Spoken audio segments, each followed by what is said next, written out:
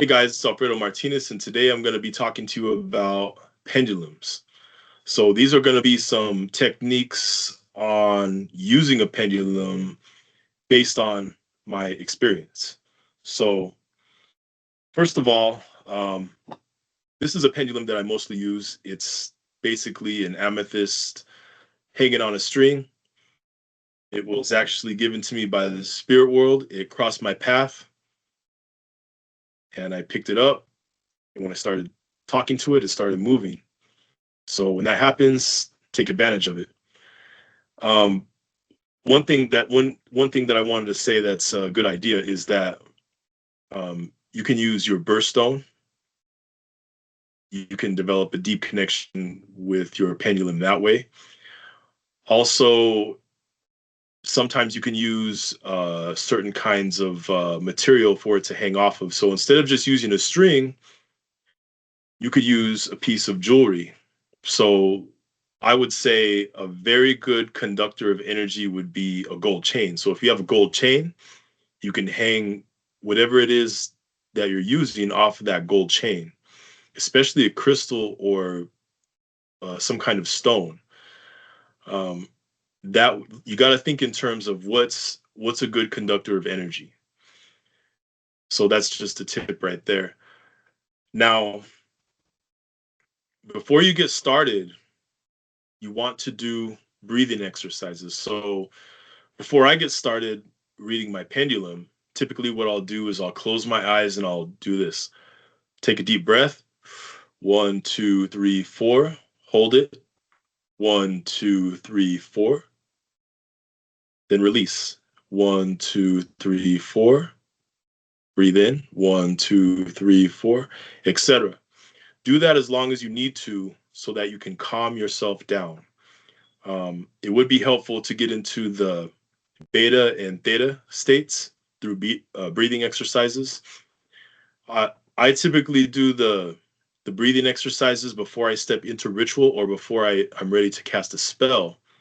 That way my mind is clear, it's not clouded, because especially for using a pendulum, you don't want to go into it with a lot on your mind. If you're all worked up and you got a lot on your mind and you're angry about something that happened and you're worried about um, bills or whatever the hell else that you're worried about, you need to calm yourself down, because if you don't, your answers are going to be inaccurate. Your energy is all over the place. Your mind is all over the place, and that's going to make your answers all over the place. So you don't want that. If you've had 3 hours of sleep, or if you're loaded up on caffeine, or like I said, you just got a lot on your mind, calm yourself down. That's how people get inaccurate answers. That's one of the ways that's most common that people get inaccurate answers. And also, I would suggest don't don't go into this being emotionally attached to the answers that you want.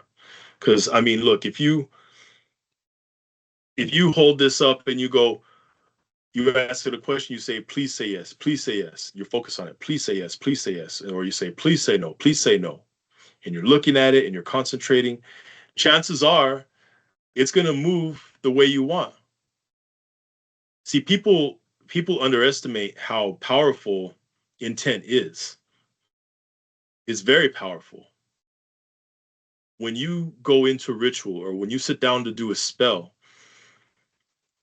your intent is what's driving it into the ether and then causing it to manifest on this physical plane. So make sure you have a clear intent. Don't be emotionally attached to the answer. Remember, we don't want the answers that we want answers that are. Remember that. So first of all, you can go ahead and just pick this up. If you got a new pendulum, you can just pick it up and be like, show me yes, and you'll start moving a certain way. Show me no, and it'll start moving a certain way. And show me maybe, etc., etc. And you and your pendulum will have an understanding of what answer is what. Some people can go ahead and write on a piece of paper, yes, yes, no, no, maybe, maybe, and other answers. And you can do that if you want, or you can just simply just ask yes, no questions and be satisfied with yes, no, the way it swings. So, like I said, take the deep breaths. And what I would, one thing that helps me out is if you ask a question and you want a certain answer,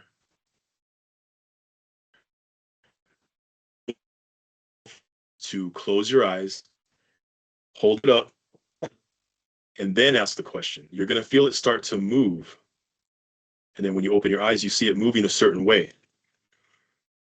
That's one way to not be emotionally attached. Because, like I said, when you focus on the pendulum, you're focused on it and you have a lot of energy being focused, and you just want a certain answer so bad. It's going to swing that way. May not always, but some of the answers it will.